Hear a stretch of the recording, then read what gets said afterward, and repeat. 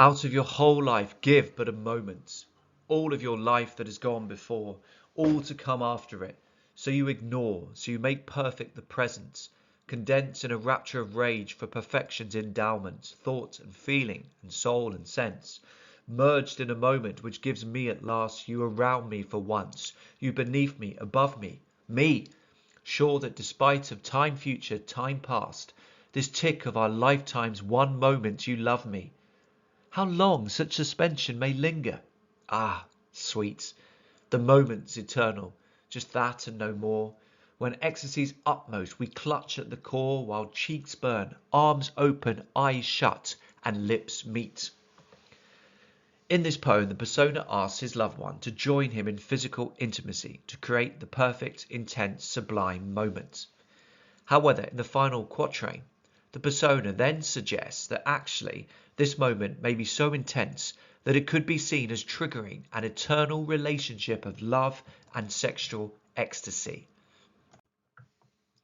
This is an unusual sonnet, neither Shakespearean nor Petrarchan.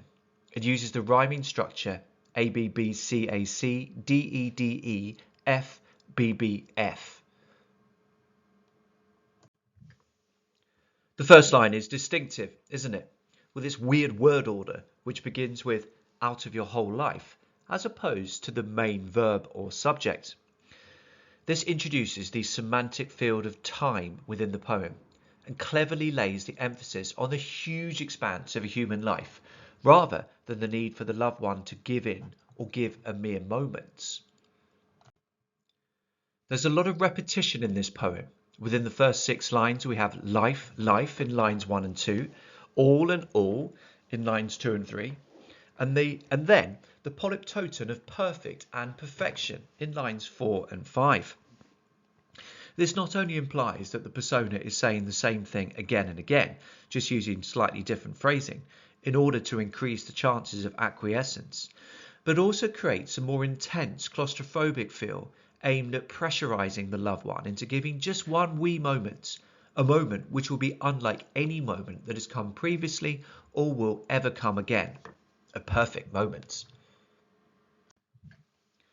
As well as the repetition of words and word roots, so we also have the use of alliteration, the P sounds in making perfect the present, and the R sounds in a rapture of rage. These result in a pleasingly harmonious and lilting feel, aimed at lulling the loved one via sweet sounds into taking part in this exciting sounding moment. In case any cynics might have been wondering whether this poem could simply be an extravagant barefaced attempt to flatter a loved one into mere sex, line 6 attempts to counter this by referencing the multi-dimensional nature of human faculties involved in this moment, thought and feeling and soul and sense. The polysyndeton somehow makes this list of faculties seem longer and more all-encompassing. It seems clear that the persona has not yet managed to sleep with his loved one, hence little frustrated utterances such as at last and for once.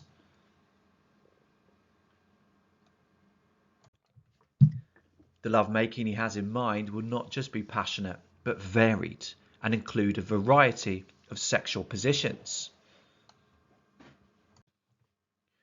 We had making perfect the present, a rapture of rage, and here in line 7, merged in a moment which gives me, me, me. This murmuring alliteration links this perfect, pure, superior to time moment unequivocally to the persona. The loved one needs to understand that he must be the core component within this moment, along with her good self, of course.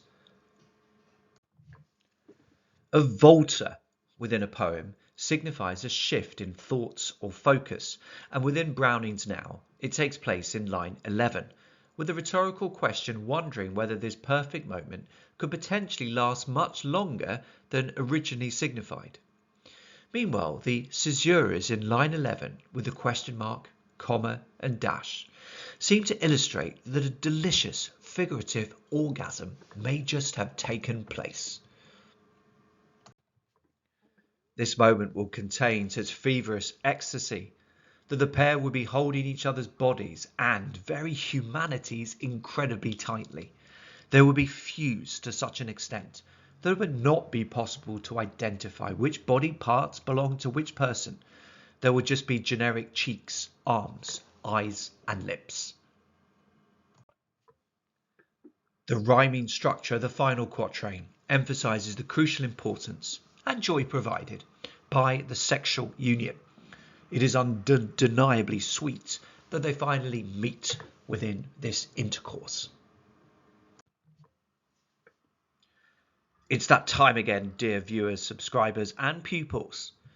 Plan topic sentences and juicy quotations which could be weaved into an outstanding essay. Make some specific points about the way the poem presents a passionate relationship, and find some quotations which not only back up these points, but lend themselves to wonderful AO2 analysis. Get started, it's pause time.